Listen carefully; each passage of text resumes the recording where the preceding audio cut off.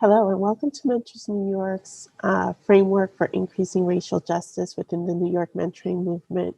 Today, I'll be giving you an overview of the framework and how we see this work in partnership with you into the near future. Um, as I mentioned before, many of our programs and our partners are looking for ways to increase racial justice, to really do the diversity, equity, and inclusion work um, in their organizations as they continue to serve young people. And so we put together this framework to start to at least explore how we can increase racial justice within the mentoring movement in our state.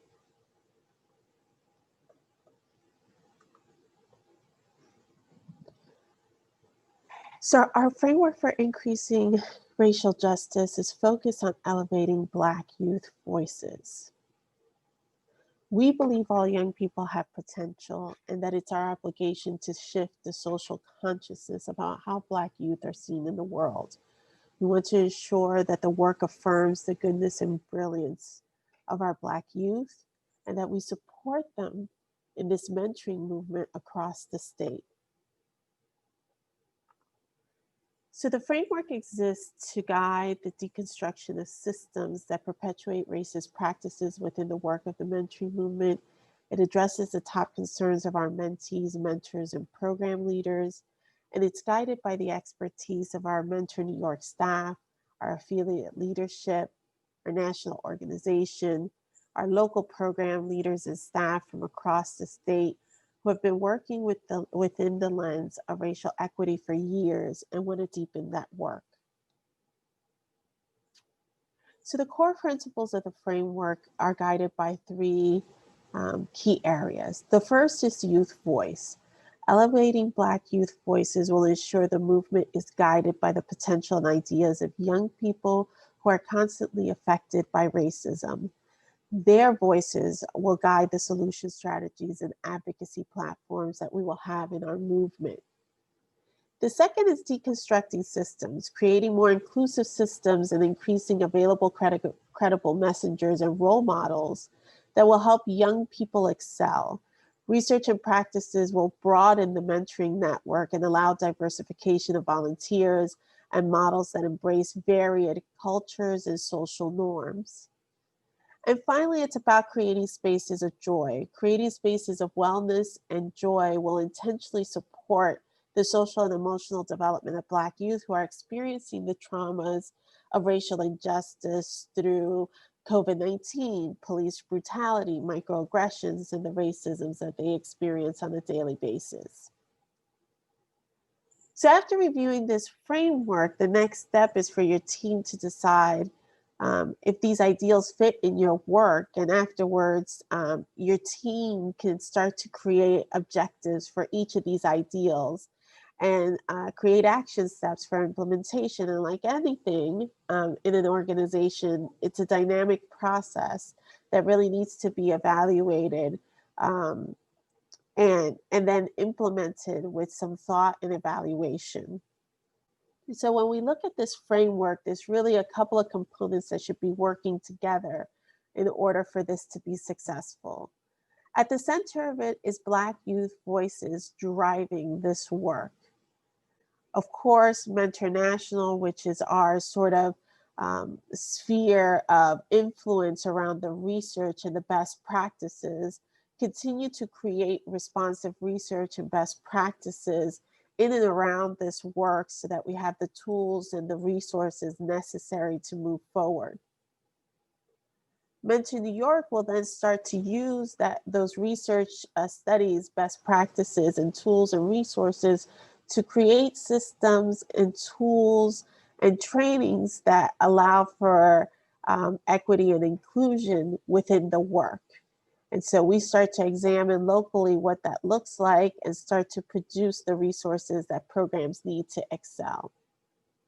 And then there's actual programs and how you're implementing the work on the ground and really creating spaces of joy for young people. We know that the third space for young people outside of their home and their school is the places in which they get the enrichment and joy in their life. And so making sure that those spaces are truly inclusive, welcoming, and bring joy is key. And then the community, having impact in the community and creating safe spaces for our young people to be able to live, learn, work, and play and thrive in this society. So what does that look like? Well, from Mentor National's perspective, it's about responsive research, deepening the research and best practices that are responsive to Black youth's needs. And they've committed to really looking at emerging responsive resources around things like the COVID-19 impact, police brutality and social justice, same race role models, joy and happiness, and mentoring mindsets and cultures, while also using and integrating the DEI lens um, in our current resources and new resources. So the elements of effective practice on designing mentoring programs, the National Quality Mentoring System, mentor recruitment, having to take a look on how we do more inclusive intake and background checks of our volunteers, culturally relevant program models so that we continue to serve in a way that's relational and responsive to young people's needs, and moving to strength-based languages in our marketing and communications so that we're always highlighting the exceptionalism of the young people that we serve. From Mentor New York's perspective, this is about creating systems of equity and inclusion that you can build from. And so from our perspective internally, the racial justice and DEI training for board and staff and its availability to all of you, the diversification of the board and staff to reflect the community, not only ours, but also how do we support you in the process of doing that. That our marketing communications are actually assessed and we're looking at the inventory of how we're using language and talking about young people in this work, developing crisis checklists so that we're not caught off guard the next unexpected, unimaginable community crisis. And also having a social justice framework that you can work from. As we're looking at intake at the process and recruitment for mentors, how do we better create resources and support so that programs can expand their mentoring community to be more inclusive? We think that a central point of this work is having youth advisory councils that allow for Black youth voices to be elevated, for all youth voices to be elevated. And there's some programs that are doing really great work around this. How do we elevate those best practices so that you're incorporating it into your work? Continue to have leadership and peer forums to collaborate within the movement and also have these difficult conversations about racial justice in the implementation of your work. Support you for programs in DEI and racial justice work. We might not know everything that should be happening or could be happening to really increase racial justice in our work, but we know how to partner and identify those experts to be able to come in and guide us and support us as we do this difficult work and making sure that we're more inclusive. We also want to elevate experts that help us with the well-being of Black youth. We know that there are traumas that Black youth are experiencing right now in an unprecedented way. And so how do we bring experts to the table to make sure that we're creating spaces of wellness, spaces of joy, and are really addressing the needs, the social and emotional needs of these young people that we're working with on a daily basis. And of course, developing partnerships and models to provide economic sponsorship for career readiness. I think we're to a point where we no longer can talk about just the education of our young people or getting them work ready. If we're truly going to get them career ready, we also have to be talking about the economic mobility for those young people within a career trajectory and how we're able to support them in that. Then there's mentoring and youth development programs that are actually creating spaces of joy. Internally looking at your board and staff and making sure that there's a critical mass of people of color so that the work is reflective of the communities that you're serving. Having culturally proficient staff that really understand and have the cultural humility to do the work and to really assess what's going on in the organization.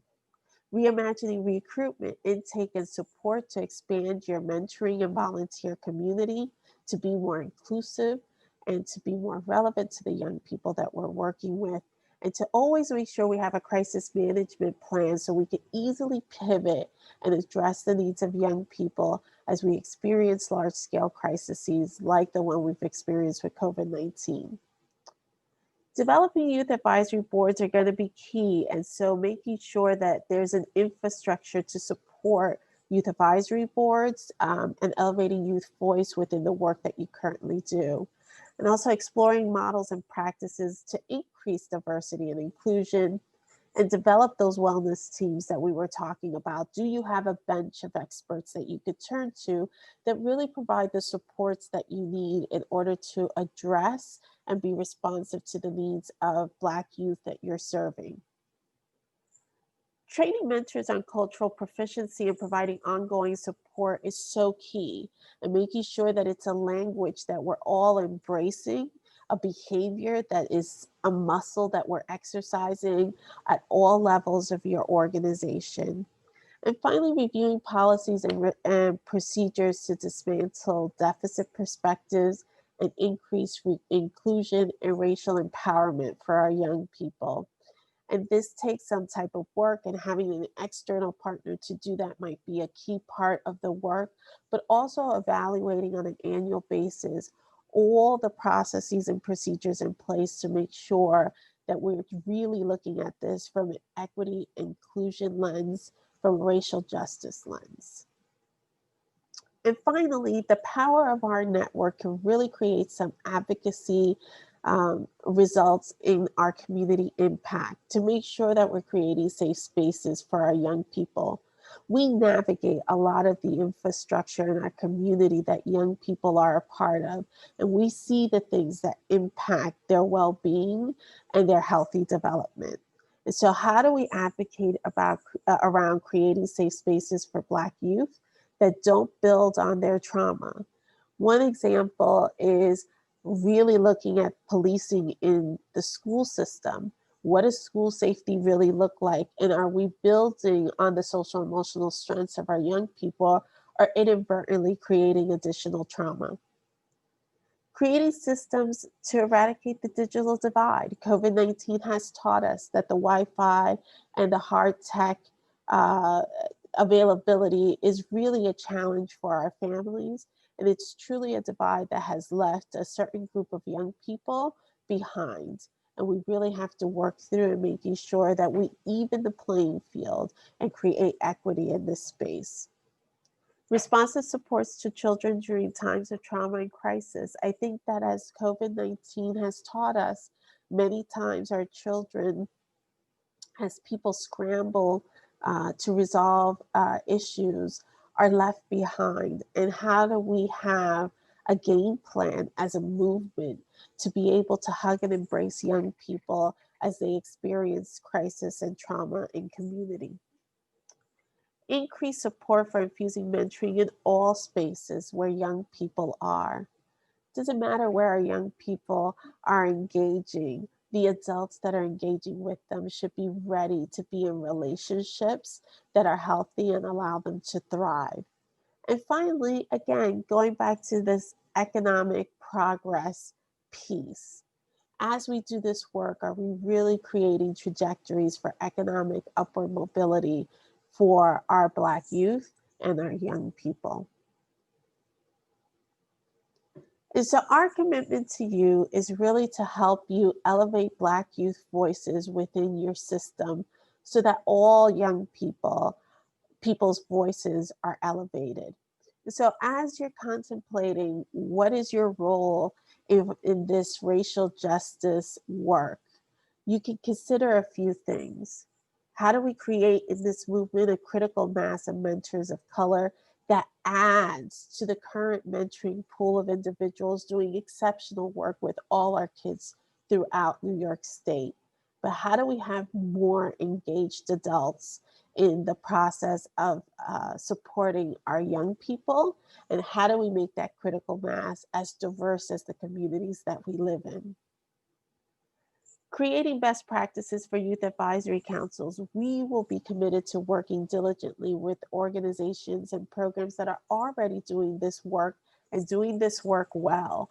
And how can we replicate those best practices so that small, medium, large programs can easily implement youth advisory councils in their work? Diversifying models and best practices. It's not one size fits all. As we know, there are so many ways that we can be nimble with best practices and mentoring and, and inclusive in the way in which we build practices and models of support. And so, how do we continue to do that, to continue to build on the work that we do so that we ensure that any young person across this country can be part of a mentoring program and be part of this movement, but most especially when we're serving Black youth, that they're entering models that are responsive to their needs and see them for their goodness and their brilliance. And finally, corporate and program readiness assessments. I think it's not enough to have a desire to do DEI work. It's not good enough to just have a desire to create diversity. And so you bring a certain group of individuals into the fold.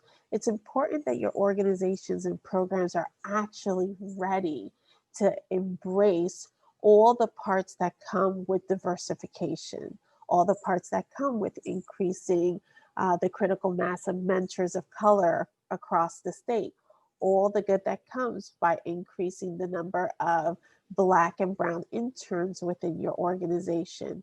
It is pivotal that we don't inadvertently do harm by not being prepared to provide the spaces necessary to really embrace diversity, equity, and inclusion, and more importantly, to work through the racial justice systems that we need to create so that it's equitable for all.